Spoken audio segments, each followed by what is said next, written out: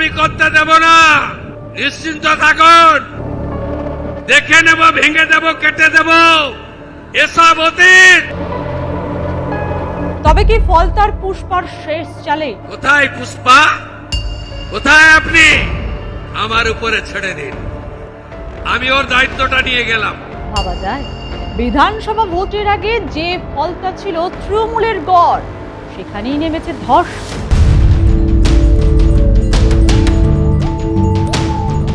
তলানিতে ঠেকেছে তৃণমূলের ভোট শতাংশ। এই ফলতাতেই তো লোকসভা ভোটে 1,68,000 ভোটে লিড পেয়েছিল অভিষেক বন্দ্যোপাধ্যায়। কোথায় গেল সেই সব ভুতুরে ভোটাররা? তবে কি শুভেন্দু অধিকারীর ডাকে সাড়া দিয়ে ফলতায় ভয় আউট, বর্ষা ইন?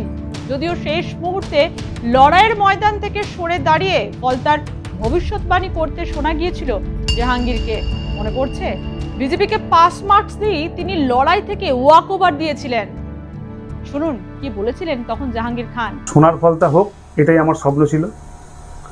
তাই আমাদের সম্মানীয় মুখ্যমন্ত্রী ফলতা উন্নয়নের জন্য স্পেশাল প্যাকেজ দিচ্ছে।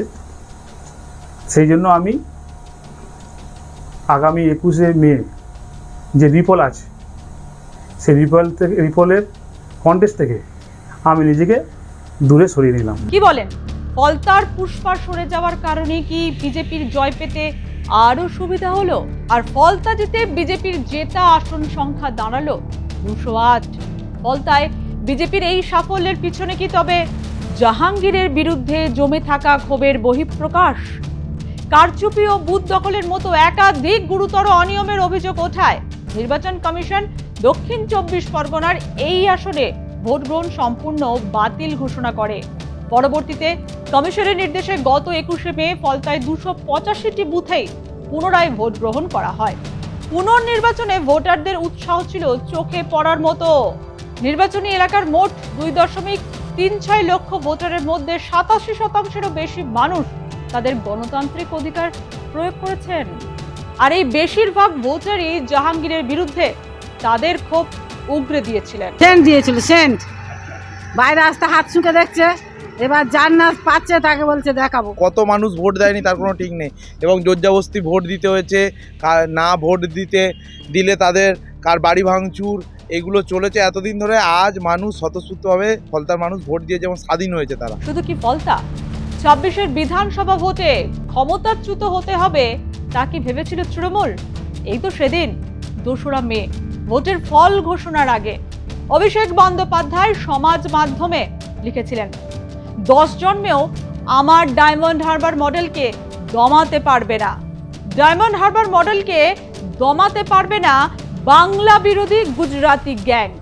তিনি আরো লেখেন, আপনাদের বাংলা বিরোধী গুজরাটি গ্যাং আর তাদের হাতের পুতুল জ্ঞানেশ কুমারের পক্ষে আমার ডায়মন্ড হারবার মডেলে সামান্য আঁচড় কাটার জন্য 10 জন্ম যথেষ্ট নয়। কিন্তু পাশার চাল তো উল্টে গেছে, ধীরে ধীরে ধস নামছে ডায়মন্ড হারবার মডেলে। শুধু কি আঁচড়, ফলতায় তো থাবা বসিয়ে দিল গেরুয়া শিবির। এই ফলতাতে কি গত লোকসভা ভোটে 1,68,000 ভোটের লিড পেয়েছিলেন অভিষেক বন্দ্যোপাধ্যায়। দলের সোনার ছেলে জাহাঙ্গীর খানের কুকর্ম ফাঁস হয়েছে, এখন তাকে পালিয়ে বাঁচতে হচ্ছে। ভোটের দিন জাহাঙ্গীরের ঘরে ছিল তালা। শেষ মুহূর্তে জাহাঙ্গীরের স্ত্রীকে মাস্ক পরে ভোট দিতে দেখা গেলেও টিকিটই দেখা যায়নি ফলতার পুষ্পার। কি নাটকীয় সমাপতন হলো ফলতায়। যেখানে 87% মতো ভোট পড়েছে ফলতায়, সেখানে তৃণমূল কিনা তালিকার শেষে। তবে কি জাহাঙ্গীরের শেষ মুহূর্তে ময়দান ছেড়ে পালানোই কাল হলো?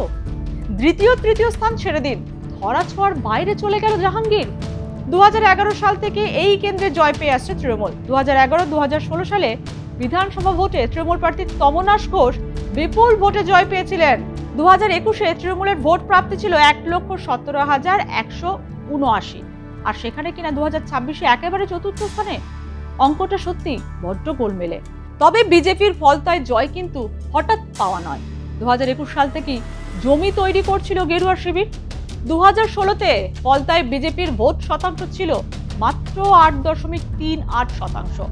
2021-এ তা বেড়ে হয় 36.75%, আর 26-এর ভোটে ফলতায় বৃত্ত সম্পন্ন করল গেরুয়া শিবির।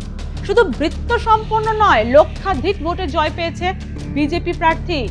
জানিয়ে অভিষেক বন্দ্যোপাধ্যায়ের ডায়মন্ড হারবার মডেলকে কটাক্ষ করতে ছাড়েনি বিজেপির সাংসদ ज्योतिर्मय सिंह महातो থেকে মন্ত্রী অগ্নিমিত্রা পাল। फलता को आम जनता को गांव गांव में घूम के पूछिए, यहाँ के जो वीर पुरुष है, जो अपने आप को स्वघोषित राजा मान लिया था, बंगाल के युवराज, उन्होंने क्या करके रखा था। यहाँ किसी को वोट देने का अधिकार नहीं था, यहाँ किसी कोई निकल नहीं सकता है। भाजपा को संगठन करने का तो कोई अधिकार ही नहीं था। बाकी कोई भी राजनीतिक दल को यहाँ थोड़ा सा भी स्पेस नहीं था। तृणमूल कोई जो पुष्पा बोले थे झुकेगा नहीं, तो पुष्पा तो झुकते झुकते भाग गया। और ये जो विक्ट्री है, जॉय है, ये आम आदमी का विक्ट्री है, फलता के माँ बहन का विक्ट्री है, गणतंत्र का, डेमोक्रेसी का विक्ट्री है। माननीय प्रधानमंत्री जी बोले थे भय आउट, ফলতা হাতছাড়া হওয়ার পিছনে জাহাঙ্গীর খান ও অভিষেক বন্দ্যোপাধ্যায়ের ডায়মন্ড হারবার মডেল কি দুষেছেন দলেরই একাংশ। দলের খারাপ সময়ে বুক চিতিয়ে লড়াই করার জায়গায় জাহাঙ্গীরের রণে ভঙ্গ দেওয়াকে কেউই সমর্থন করেননি। নিজেকে পুষ্পা বলা জাহাঙ্গীর কেন পুনর্নির্বাচনের ঠিক কয়েকদিন আগে ঝুঁকে গেলেন তা নিয়ে প্রশ্ন উঠেছিল। ভোট প্রচারে গিয়ে শুভেন্দু অধিকারী থেকে শ্রমিক ভট্টাচার্যের টার্গেটে ছিলেন জাহাঙ্গীর খান। তাকে দেখে নেওয়ার হুমকিও পর্যন্ত দিয়েছিলেন শুভেন্দু অধিকারী। বাইক বাহিনীকে ঘুরতে দেব না, সাদা থান বাড়িতে ফেলতে দেব না, দেখে নেব, ভেঙে দেব, কেটে দেব, এসব অতীত। কোথায় পুষ্পা, কোথায় আপনি? আমার উপরে ছেড়ে দিন, আমার উপর ছেড়ে দিন, আমি ওর দায়িত্বটা নিয়ে গেলাম। হুমকি হুঁশিয়ারি পেয়েও নিজেকে বাঘ বলে লড়াইয়ে থাকার বার্তা দিয়েছিলেন জাহাঙ্গীর খান। কিন্তু ভোটের ঠিক দুদিন আগেই নির্বাচনে না লড়ার সিদ্ধান্ত জানান জাহাঙ্গীর খান। তাও আবার ফলতার জন্য মুখ্যমন্ত্রী শুভেন্দু অধিকারী স্পেশাল প্যাকেজের কথা বলে ওয়াক ওভার দেন জাহাঙ্গীর। আর এখানেই ওঠে প্রশ্ন, যদি না লড়ার ইচ্ছা ছিল তাহলে সেটা আগেই জানাতে পারতো জাহাঙ্গীর। তীরে এসে দলের তরি কেন ডোবালো জাহাঙ্গীর খান? তার বিরুদ্ধে চাপ কোথা থেকে তৈরি হয়েছিল? দলের অন্দরে না বাইরে? এবার কি করবেন ফলতার স্বঘোষিত পুষ্পা? তবে কি ফলতায় আর ফেরা হবে না জাহাঙ্গীরের? কারণ শুভেন্দু অধিকারী তো তাকে নির্বাচনের পর দেখে নেওয়ার হুঁশিয়ারি দিয়েছেন। জাহাঙ্গীরের বিরুদ্ধে কি অ্যাকশন নেবে বিজেপি? নাকি অন্য ভূমিকায় ফের দেখা মিলবে ফলতার পুষ্পাকে? অন্যদিকে জাহাঙ্গীর খানহীন ফলতা এখন গেরুয়াময়।